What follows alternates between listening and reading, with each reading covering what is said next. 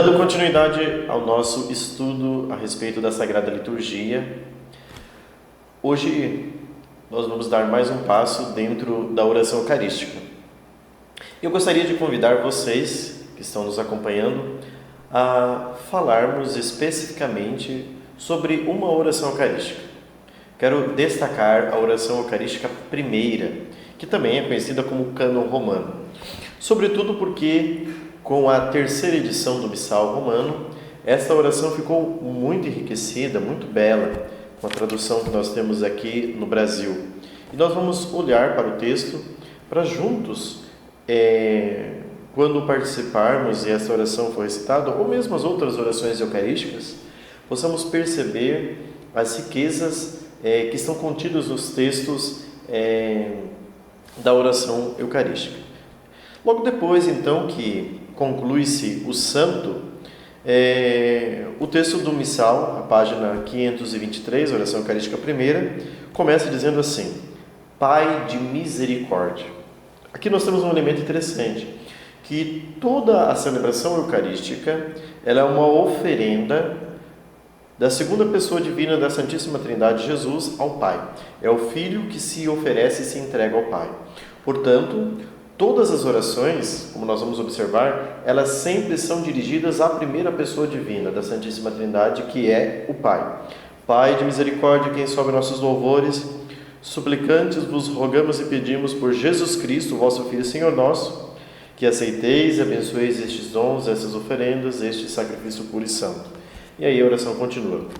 Nesta primeira parte da oração, nós vemos claramente que a oferenda deste sacrifício é feita ao Pai pelo Filho Jesus. Então, é o Filho que é o mediador, ele é chamado também pontífice da fé. É ele que faz esta mediação, esta ligação entre nós e o Pai. E aqui na oração eucarística nós percebemos justamente isso. Nós fazemos o sacerdote faz uma invocação direta à primeira pessoa divina da Santíssima Trindade, o Pai, através do Filho Jesus. Então, é o Filho Jesus quem se oferece ao Pai em sacrifício. Depois a oração continua. Que oferecemos antes de tudo. Então, este sacrifício puro, santo, está sendo oferecido antes de tudo, pela vossa Igreja Santa e Católica. Aqui existe um aspecto interessante que mostra a unicidade da fé católica. Então, nós estamos unidos, enquanto católicos, em todo o mundo, em torno deste mistério que estamos celebrando. Mesmo que um sacerdote esteja sozinho, por exemplo, celebrando a missa. Aquele ato, ele está lá no quarto dele, por exemplo, celebrando uma missa, eventualmente um dia que ele não está celebrando na comunidade, aquele ato não é um ato privado, mas é um ato público. Ou seja, é um ato da igreja, ele não faz em seu próprio nome, mas ele faz em nome da igreja. Então aqui mostra essa unicidade e a catolicidade da igreja e também da Eucaristia. A Eucaristia não é algo privado de um fiel ou de outro, mas é da igreja. É o grande mistério do Cristo que dá a nós em sacrifício e para a nossa salvação. E aí continua, concedendo paz e proteção e governando por toda a terra em comunhão com o vosso servo.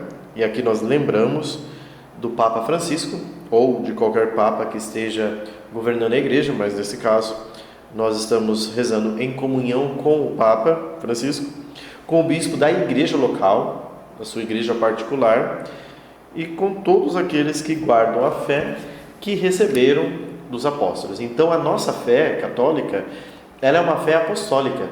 Nós recebemos da tradição. O Papa Francisco, como o sucessor do apóstolo Pedro, tem a missão de confirmar a fé dos irmãos. Como o Evangelho de Lucas, capítulo 22, recorda. Quando Jesus, no diálogo com o apóstolo Pedro, diz: vai e confirma a fé dos teus irmãos. Então a Pedro cabe esta missão de confirmar a fé. E o bispo, que é aquele que é o sucessor dos apóstolos, portanto tem uma sucessão de um apóstolo, ele também guarda esta mesma fé, ele guarda este depósito.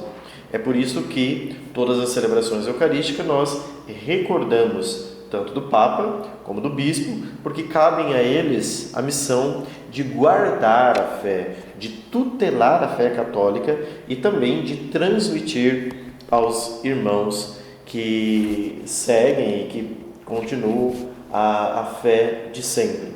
Então, por isso, essa comunhão com o Santo Padre ela é muito importante, porque ela torna possível esta comunhão visível da igreja. Então, se nós formos, por exemplo, numa igreja protestante, a igreja protestante nós não encontramos esta visibilidade da unidade da fé. Por quê? Porque cada um no seu gueto, cada um seguindo lá o seu pastor e tudo mais. Nós, como católicos, temos uma comunhão com aquele que tem a missão de confirmar a fé dos irmãos. Por isso, o Papa confirma a fé dos demais bispos e, em plena comunhão com cada bispo de cada igreja particular, nós permanecemos na fé católica. Então, isso é um elemento que está presente na oração eucarística e que faz parte da nossa fé. Continue nos acompanhando, nós vamos continuar vendo cada particularidade de cada trecho da oração eucarística e compreendendo esta grande riqueza que está contida na oração eucarística. Sugiro que você, se quiser, procure na internet a oração eucarística primeiro, ou também você pode acompanhar por esses folhetos ou mesmo livrinho da liturgia diária, onde está contida a oração eucarística primeiro, e você pode ir lá nos acompanhando e vendo essa oração, vendo estes pontos que estou destacando aqui, para que você possa conhecer mais e melhor a nossa fé. Deus abençoe você, continue nos acompanhando.